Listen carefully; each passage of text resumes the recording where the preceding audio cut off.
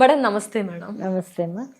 Madam సాధారణంగా ఈ మధ్య కాలంలో vitamin D and B12 deficiency ఎక్కువగా వినిపిస్తుంది మేడం.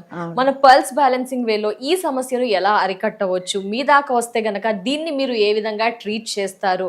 అంటే మెడికేషన్సే ఖచ్చితమైన మార్గము అంటారా, లేకపోతే ఇంకా ఆల్టర్నేట్స్ ఏమైనా ఉన్నాయా? మాకు మెడికేషన్ వద్దు, మేము ఇంట్లో ఫుడ్ ద్వారా కానీ, మీ పద్ధతి ఏంటి మాకు మా వ్యూయర్స్కి ఒకసారి తెలియజేస్తారమ్మా?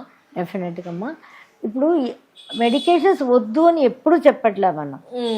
ప్రతిదీ భగవంతుడి సృష్టిలో ప్రతి దానికి ఒక టాలెంట్ ఉంది, ఒక ఎనర్జీ ఉంటుంది. ఇప్పుడు అది కావాలి అన్నబట్టే భగవంతుడు ఆ మనుషులకి ఆ నాలెడ్జ్ ఇచ్చి అలోపతి ద్వారా అది తీసుకొచ్చాడు. ప్రతి దానికి ఒక ఇది ఉంది. కానీ ఇప్పుడు నేను ఏదైతే వద్దంటాం మేమంటే లైఫ్ లాంగ్ మెడిసిన్స్ ఉంటాయి కదా, డయాబెటీస్ కి, థైరాయిడ్, అలా అక్కర్లేదు అంటాం. ఏదో టెంపరీగా వచ్చినాయి దాన్ని బాగా చేసుకోవాలనుకుంటే మనం వాడుకోవచ్చు, తప్పేం లేదు. అది కూడా అంటే మన బాడీలోనే బయోకెమిస్ట్రీ ఉంది, బయోకెమికల్ ఫ్యాక్టరీ మన బాడీ. బయోకెమికల్ ఫ్యాక్టరీ మన బాడీ. దాని లోపలే అన్ని ప్రొడ్యూస్ అవుతాయి. ఏది మనం బయట నుంచి తినక్కర్లా, మనం తీసుకునే శ్వాస ద్వారా అన్ని బయోకెమిస్ట్రీ మనకి ఏర్పడిపోతాయి. ఆ శ్వాస ఎలా తీసుకోవాలి అన్నదే ఒక చిన్న టాక్టిక్స్ ఉంటాయి అన్నమాట. దాన్ని ఎలా ఎక్కడెక్కడ పెట్టాలి అనేది పల్స్ బ్యాలెన్సింగ్ మీ ద్వారా మేము తెలుసుకుంటూ వస్తున్నాం స్టెప్ బై స్టెప్. ఇప్పుడు ఈ విటమిన్ డి వాటికి ఒకసారి చెప్పండి. విటమిన్ డి వచ్చి ఇప్పుడు ఎంత ఫుడ్ తీసుకున్నా, ఎలాంటి మెడిసిన్ తీసుకున్నా దొరకదు. దానికి కావాల్సింది ఏంటి? ఎండకు వెళ్తేనే మనకి వైటమిన్ డి దొరుకుతుంది. ఎండ ద్వారా కొందరు చెప్తున్న వాదన ఏంటంటే మేడం రావట్లేదు పర్టిక్యులర్ గా అంటున్నారు. ఒకసారి మేమేమంతా ఏం తప్పులు చేస్తూ ఉన్నాము అంటే ఎండ ఎందుకు అబ్జర్వ్ చేయలేకపోతుంది ఈ బాడీస్? పాస్ట్ జనరేషన్స్ చూసుకుంటే కనుక ఎందుకు అబ్జర్వ్ చేయదు అంటే దానికి కాల్షియం కావాలి పైన. ఇప్పుడు నువ్వుల నూనె ఉంది కదా, మన దీనిలో కూడా మన ఛానల్లో కూడా ఉంటుంది అనమాట. నువ్వుల నూనె చేసే విధానం కూడా పెట్టాం, ఎలా చేసుకోవాలి చేసుకునే విధానం కూడా పెట్టేసాను నేను. పక్కా వాచ్ చేస్తాం, చేసుకోవచ్చు. లేదంటే ఇక్కడ కొనుక్కోవచ్చు. ఆ నువ్వుల నూనె కావాలి. ఆ ఫార్ములా ఇంపార్టెంట్. ఊరికే ఏదో నేను ప్యాకెట్లో కొనుక్కొచ్చాను వాడాను అంటే పని చేయదు. ఆ ఫార్ములా ఇంపార్టెంట్. నువ్వులు, కొబ్బరి, బెల్లం వేసి ఎద్దు గానుగలతో తిరగాలి. అది ఓ మై గాడ్. నువ్వులు, కొబ్బరి, బెల్లం, ఎద్దు గానుగలతో అప్పుడు పర్ఫెక్ట్ వాల్యూస్ అనేది ఆ కాల్షియం కరెక్ట్ ఉంటుంది దాంట్లో.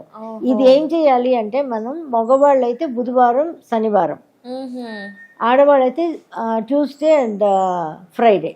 ఓకే, మగవారు, ఆడవారు ఇలా 2 days 4 days. ఆ డేస్ కి ప్లానటరీ పొజిషన్ తో కనెక్ట్ అయి ఉంటుంది. అది కాబట్టి తల నుంచి కాళ్ళు గోటు దాకా నూనె రాసుకోవాలి. మనం ప్రైవేట్ పార్ట్స్ అని అలా కొంచెం మూసేసుకున్నా కానీ మిగతా మొత్తం ఫుల్ రాసేసుకోవాలి. రాసేసుకుని ఏదో పాత నైటీ, ఆడవాళ్ళు అనుకోండి పాత నైటీ ఒక స్లీవ్లెస్ అలా వేసుకుని ఎండలో కూర్చోవాలి. కంపల్సరీ 40 minutes ఎండలో ఉండి తీరాలి. Time madam? మార్నింగ్ 10 లోపల 10 లోపు కూర్చోవాలి. ఎండలో కంపల్సరీ కూర్చోవాలి. నాకు ఎండ రాలేదు, ఇది దానికి నేనేం ఆల్టర్నేట్ చేయలేము. అసలు డైరెక్ట్ ఎనర్జీ అంటే ఎండ ఉంది. ఆ కాల్షియం ఉంటుంది కదా బయట, కాల్షియం అనేది ఈ ఆయిల్ ఉంటుంది కదా, అప్పుడు సన్ రేస్ దాని మీద పడి మనకి లోపల వెళ్ళి వైటమిన్ డి ప్రిపేర్ చేస్తుంది. ఓకే, అదర్ ఆయిల్స్ నువ్వు మామూలుగా వెళ్ళి కూర్చుంటే అంత రాదు. ఈ ఆయిల్ అప్లై చేసుకుంటే చాలా ఖచ్చితమైన రిజల్ట్స్ ఉంటాయి. వారానికి 2 రోజులు కంపల్సరీ రాసుకుని ఎండలో కూర్చోవాలి. 40 minutes 1 hour కూర్చున్నా ఏం కాదు. కంపల్సరీ ఇది చేసుకుంటూ ఉంటే చిన్నపిల్లలు కూడా చూడండి, చిన్నప్పుడు బాగా ఆయిల్ రాసేసి ఎండలో పడుకోబెడితే చిన్నప్పటి నుంచే వైటమిన్ డి వాళ్ళకి బాగుంటుంది. చిన్నపిల్లలు పుట్టిన పిల్లలకి స్నానం చేసేటప్పుడు చేయొచ్చు. ఇప్పుడు అన్ని మర్చిపోయారు, మారిపోయిందమ్మా. ఆయిల్ రాసి స్నానం చేయడం అనేది లేదు పిల్లలకి. అలా చేస్తే ఏదైనా జాన్సన్స్ బేబీ ఆయిల్ ఇలా రాసుకుంటున్నారు. అక్కర్లేదు. ఈ నువ్వుల నూనె రాసి పిల్లలకి కూడా వైటమిన్ డి పుష్కలంగా వచ్చేస్తాయి. ఇంకా మనం ఏం తీసుకున్నా ఏమున్నా రాదు. ఫుడ్ లో కూడా మనం చెప్పొచ్చు కానీ ఇది తీసుకుంటా అది తీసుకుంటా ఎందులో రాదమ్మా. ఇదే సోర్స్ వైటమిన్ డి. అంటే డైరెక్ట్ పోయి ఎండలో కూర్చుంటా కూడా రాదు. వారానికి 2 రోజులు కూర్చుంటే, మార్నింగ్ కూర్చుంటే డెఫినెట్ గా ఆ vitamin D problem, bone problem అన్ని ఆటోమేటిక్గా తీరుతాయి. ఎన్ని రోజులు చేయాలి అంటే నాకు తెలియదు. వాళ్ళ బాడీ ఎంత వీక్ గా ఉందో, ఎంత డెన్సిటీ కావాలి, డెఫిషియన్సీ ఉందో లెవెల్స్ తెలియదు కదా. అది కూర్చొని ఉండగా వాళ్ళకి తేడాలు తెలుస్తాయి. ఎండలో కూర్చున్నప్పుడు మనకు తెలుస్తాయి. ఏమీ లేదు అంటే మనం బాల్కనీలోనే కూర్చోవచ్చు, ఎక్కడో కూర్చోవచ్చు, అది మీరు చూస్ చేసుకోండి. కానీ ఎండ కావాలి కంపల్సరీ. 8 to 10 ఎండ, మార్నింగ్ సన్ రైజ్ నుంచి ఆయిల్ అప్లై చేయాలి. ఇన్ని అవర్స్ ఈ డేస్ చేస్తే ఇంకా అక్యురేట్ రిజల్ట్స్ ఉంటాయి. అండ్ B12 గురించి ఏమంటారు మేడం? ఇది వెజిటేరియన్స్ కి అసలు ఉండట్లేదు, టోటల్ గా నిల్. ఈ రేషియో కూడా అందరిలో పెరిగిపోయింది. అంటే ఈ వైటమిన్ B12 గురించి ఏమంటారు మేడం? దీనికి వైటమిన్ B12 అనేది ఎందుకు మనకి దొరకట్లేదంటే నాన్ వెజ్ లోనే ఎక్కువ ఉన్నాయి. అవును అంటున్నారు. నాన్ వెజిటేరియన్ తినని వాళ్ళకి డెఫినెట్ గా ఇది తగ్గిపోతూ ఉంది, దొరకట్లేదు అసలు. మామూలుగా ఏం చేయాలంటారు? నట్స్ వాటిలో ఉంటాయి, నట్స్ ఉన్నాయి, నట్స్ లో సీడ్స్ ఉన్నాయి కదా, పుచ్చకాయ గింజ, ఇవన్నీ సీడ్స్, పంకిన్, ఇవన్నీ దాంట్లో కూడా ఉన్నాయి. ఇది కొంచెం అవకాడో ఇలాంటివన్నీ కూడా తీసుకోవచ్చు. కానీ ఎంత తీసుకున్నా కూడా ఇది కూడా అంత తొందరగా రాదు. ఎందుకు అంటే మనం తీసుకునే ఫుడ్ కడుపులో పడి, కడుపు అనేది మట్టి, ఏదైనా వేస్తున్నారు మీరు మట్టిలో వేస్తున్నారు ఫుడ్, ఆ మట్టి అబ్జర్ప్షన్ ఉండాలి కదా, మట్టి మంచి మట్టిగా ఉండాలి కదా. ఇప్పుడు మనమే చెట్లు పెడుతున్నాం, ఏదో ఎరువులు వేస్తున్నాం, లేకపోతే ఏదైనా పిచ్చివి గ్లాస్ మొక్కలు అలాంటివి దాంట్లో వేస్తున్నాం, అది అబ్జర్వ్ చేసుకుంటుందా? చేసుకోదు కదా. చేసుకోదు. లైక్ మెంతి కూర, మంచి మెంతులు వేస్తే మంచి మెంతి కూర హెల్దీగా పెరుగుతుంది. లైక్ ధనియాలు వేస్తుంటే హెల్దీ కొత్తిమీర. అలాగే ఇప్పుడు మనం అనేది ఎర్త్ ని స్ట్రాంగ్ గా ఉంచు. ఎర్త్ అనేది మన కడుపు, ఆ ఎనర్జీ, ఆ కడుపుకి కావాల్సిన ఎనర్జీ పల్స్ బ్యాలెన్సింగ్ ద్వారానే చేయగలం. అది మనం చేసుకుంటూ తీసుకునే ఫుడ్ ని బాగా నవ్విలి మింగడం నేర్చుకున్నామంటే ఆటోమేటిక్ గా B12 ప్రొడ్యూస్ అవుతుంది బాడీలో. మనం నవ్విలి తినట్లేదు, నేను అలా మింగేస్తున్నా అంటే జన్మకి మనకి B12 డెఫిషియన్సీ. సో ఖచ్చితంగా నమిలి తినాలి. పూనైకాలి అంటారు తమిళ్లో ఒక విత్తనం. ఏంటి మేడం? పూనైకాలి అంటే పూనైకాలి ఒక సీడ్ అన్నమాట. అది దాని పౌడర్ ని కూడా మనం రోజుకి ఒక స్పూన్ తీసుకుంటూ ఉంటే B12 పెరగడానికి అవకాశం ఉంది. పూనైకాలి అంటే గూగుల్ చేసుకుంటే తెలుగులో ఏమంటుందో తెలియదు నాకు, తెలిసిపోతుంది. పూనైకాలి అని అది అమెజాన్ లో కూడా దొరుకుతుంది. అవి తీసుకుంటుంటే మనం ఒక స్పూన్ వాడుతూ ఉన్నామంటే B12 పెరుగుతుంది.